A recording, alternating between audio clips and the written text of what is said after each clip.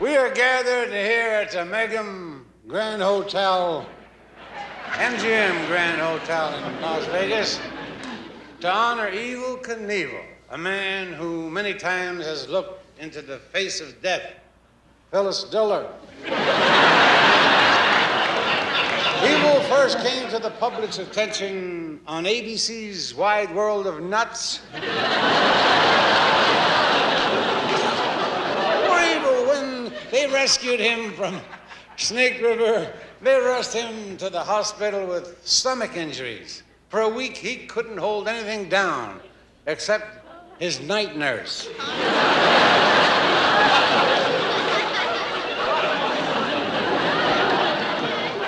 When he got out of the hospital, the governor of Idaho gave a dinner in his honor and presented Evel with a special cup, which he's wearing tonight.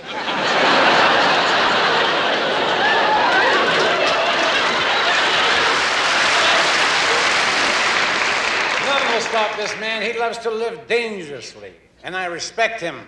Next time he tries to jump over Snake River, I'd like to ride with him, but he doesn't carry passengers.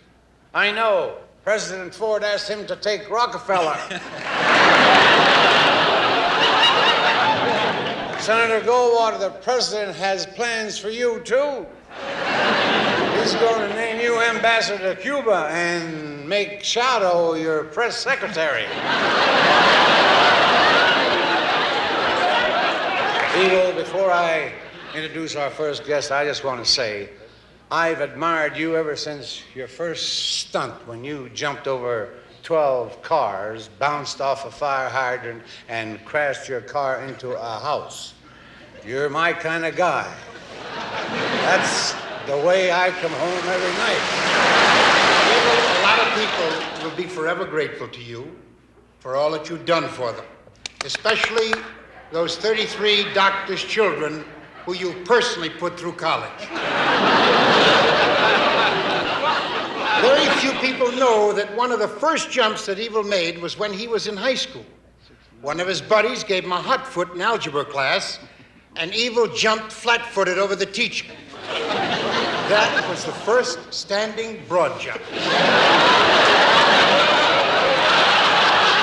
And who can forget the movie they made of Evel's life? Almost everybody.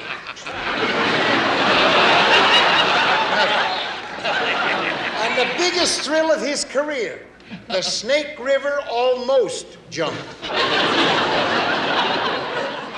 Very few people know the famous words he said when he first saw that deep chasm and its petrifying depths. These words still linger in the ears of fortunate bystanders when he said, "Are you kidding?" Hello to my brother.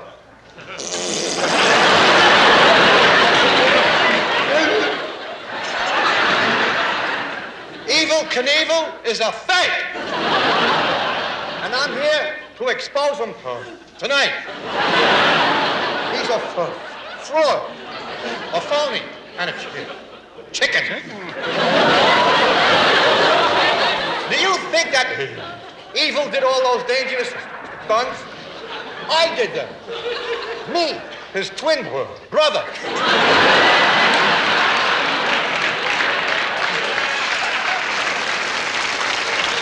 He got all the credit, and I did everything. When we were kids, he was afraid of his own shadow. In fact, I was his shadow. And another thing. Oh, I can hear it. Another thing about Evel. He can't stand pain. When he was born, the doctor spanked me. You think he likes speed? Well, let me tell you something. He's got a governor on his jacuzzi.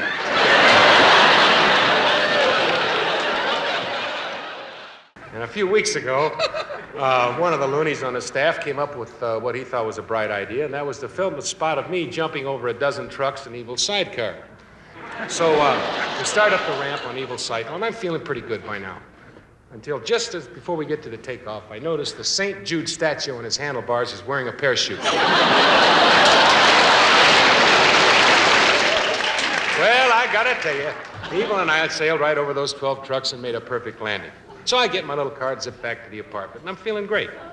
I jumped over 12 trucks and laughed in the face of death. I opened the door to my dippy little apartment, step on my daughter's skateboard, fly halfway across the room, and nearly break my face. In closing, I'd just like to say, Evel, that your fearless feats and your incredible jumps, your amazing acts of bravery, have really given new meaning to the word dumb.